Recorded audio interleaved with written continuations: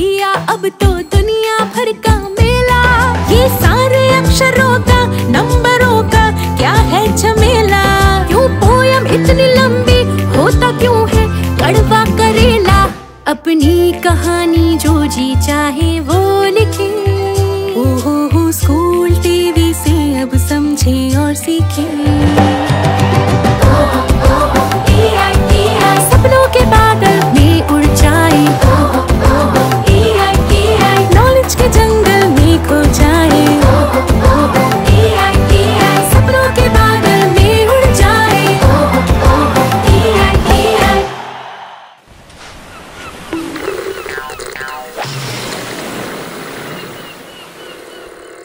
Band बाजा बारात, band बाजा बारात, बैंड बाजा बारात, बैंड बाजा बारात। नमस्ते, मेरा नाम अंबिका है और आज मैं आपको शादियों की रंगीन दुनिया का अपने साथ सफर कराऊंगी और कैसे इन प्यारे प्यारे लम्हों में जो जिंदगी में बहुत अहम होते हैं, इसमें हम अपना कैसे एक व्यवसाय ढूंढ सकते हैं या करियर ढूंढ सकते हैं, आज हम उसके बारे में बात करेंगे। इस फील्ड में मुझे 8 साल हो चुके हैं और छोटी छोटी सीढ़ियां चढ़ के आज हम उस पड़ाव पे पहुंचे हैं जहां मैं आपके साथ अपने एक्सपीरियंसेस शेयर कर सकती हूँ। किसी भी शादी के फंक्शन को अच्छा बनाने के लिए 5 भागों का साथ में चलना बहुत जरूरी होता है। और शादियों को वो कौन से 5 भाग हैं जो बनाते हैं? पहला होता है वेडिंग प्लानिंग, दूसरा होता है सजावट या वेडिंग डेकोर एंड डिजाइन, तीसरा होता है मनोरंजन या एंटरटेनमेंट, चौथा होता है खाना जिसके बिना शादियां खत्म नहीं होती, और 5वां होता है खरीदारी। पहला भाग है वेडिंग प्लानिंग। इसमें इंसान परिवार के साथ बहुत सारा समय बिताता है। जो भी प्लानर होता है वो डिसाइड करता है कि कितना खाना होगा, कितनी प्लेट होगी, कितने लोग आएंगे, खर्चा कैसे घुमाना है, कैसे सब चीज़ों को संभालना है। ये एक प्लानर का बहुत ही इम्पॉर्टेंट रोल होता है। दूसरा भाग होता है डिजाइनिंग और डेकोर का। इसके अंदर आती है सजावट।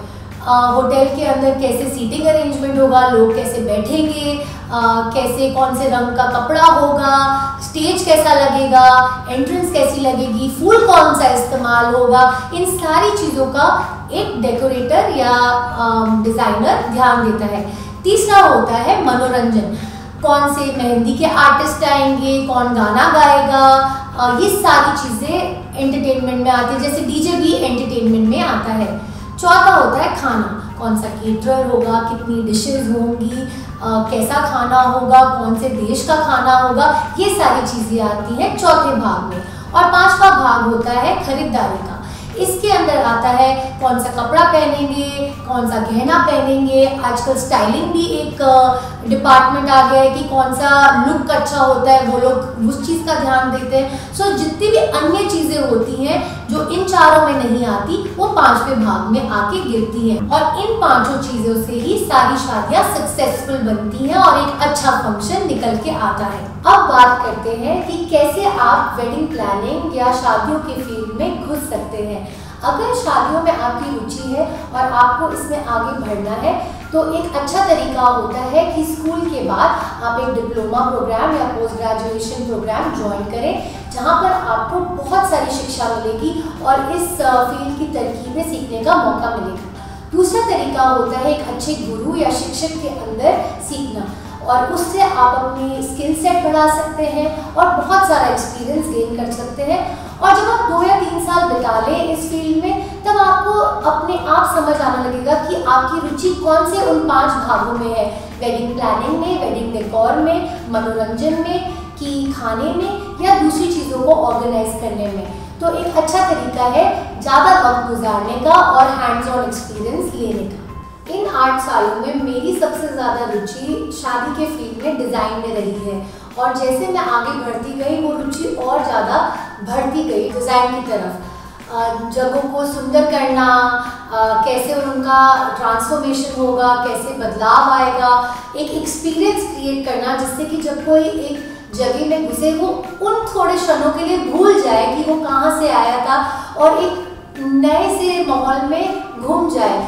मेरा आपको यही सुझाव है कि अगर आपकी भी रुचि डिज़ाइन के फील्ड में रहती है और आपको भी वही खुशी मिलती होती है। तो अपने डिप्लोमा के साथ आप कुछ ऐसे प्रोग्राम सीख सकते हैं जैसे ल्यूमिनॉन, वी-रे, 3D मॉडलिंग, जो आजकल हम डिज़ाइन के फील्ड में यूज़ करते हैं। हमारे स्टूडियो में भी बहुत सारे इंटीरियर डिज़ाइनर, आर्किटेक्ट आते हैं और ग्राफिक डिज़ाइनर आते हैं जिन्होंने इन चीज़ों में माहिर किया है अपने आप को, और आजकल के डिज़ाइन के फील्ड में वही सबसे ज़्यादा चलता है।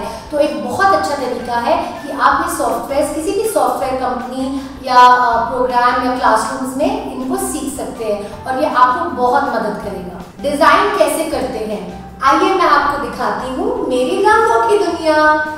रंग बहुत ज़रूरी होता है डिज़ाइन में। कौन से रंग जाएंगे, ये एक सबसे पहला पड़ाव होता है डिजाइनिंग में। लड़का लड़की क्या कलर पहन रहे हैं, कौन सी गहने पहन रहे हैं, ये सोचना बहुत ज़रूरी होता है, क्योंकि डिज़ाइनिंग के अंदर सिर्फ ये नहीं कि बस टेंट खड़ा कर दिया, हम एक एक्सपीरियंस क्रिएट कर रहे हैं जिससे कि लोगों को वो दिन कभी भूले नहीं। दूसरा तरीका होता है अच्छा फर्नीचर यूज़ करना।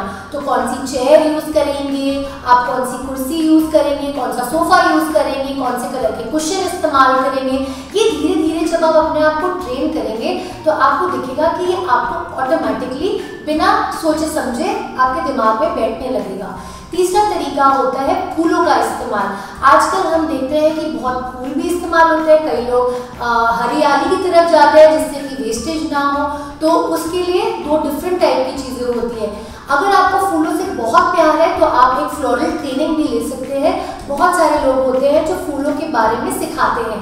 पांचवा तरीका होता है कि हम अपने डिज़ाइन को कैसे क्लाइंट की तरफ प्रेजेंट करते हैं, और उसके लिए हम करते हैं मूड बोर्ड्स।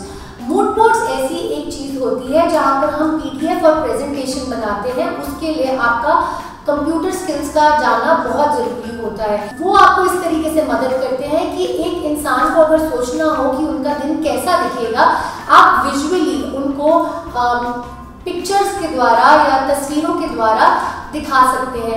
बहुत सारी ऐसी ऐप्स हैं कंप्यूटर पे जैसे कि पिंटरेस्ट, गूगल सर्च, जहाँ पर आप जब देखेंगे तो आपको बहुत सारी तस्वीरें मिलेंगी, और जब आप उनको एक जैसे जोड़ने लगेंगे एक इवेंट निकल के उभर के आएगा। और ये सारी कलाएं आपको अपने कॉलेज में भी सीखने को मिलेंगी, और जब आप नौकरी में लगेंगे तो आपको बहुत सारी चीज़ें उधर से भी सीखने को मिलेंगी।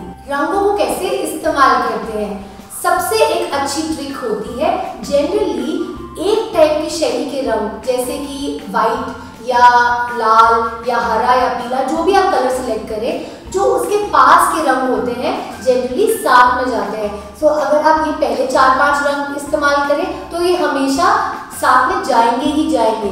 तो एक अच्छी सी ट्रिक होती है, कोई भी एक रंग उठाएं जो क्लाइंट को पसंद है और उसी के पास के सारे शेड्स इस्तेमाल करें गहरे से हल्के में, और वो हमेशा हिट होता है।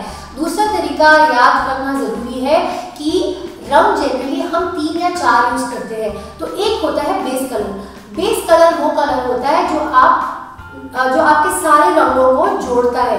तो एक अच्छा तरीका होता है ऑफ वाइट, वाइट या एक बिल्कुल सफ़ेद या ऑफ वाइट या हल्का रंग इस्तेमाल करने का। तो अगर आप हरा भी इस्तेमाल करते हैं और अगर आप ये कलर्स में जाते हैं, आप इसके साथ एक वाइट कलर मिला दें तो वो सारे कलर साथ में जाएंगे। और अगर अब आपको देखना हो कि आप इसमें कौन सा फूल इस्तेमाल करेंगे तो इन कलर्स के साथ आप एक लाइट कलर का फूल इस्तेमाल कर सकते हैं, जैसे कि लाइट पिंक या वाइट, और वो हमेशा चलता है साथ में। और ये सारी चीज़ें आप जब प्रैक्टिस करने लगेंगे तो आपको खुद ही ये सारी तरकीबें धीरे धीरे समझ आ जाएंगी। और एक बहुत अच्छा तरीका डिज़ाइनिंग करने का होता है ध्यान देना। जब आप बाहर जाओ, जब आप रेस्टोरेंट में जाओ या कहीं खाने के लिए जाओ या घूमने के लिए जाओ, तो आप आंखों से अपने देखो कि कौन से रंग साथ साथ लोग इस्तेमाल करते हैं, कौन से रंग साथ में जाते हैं। रंगों के बारे में सीखना पहला तरीका है डिज़ाइनर बनने का।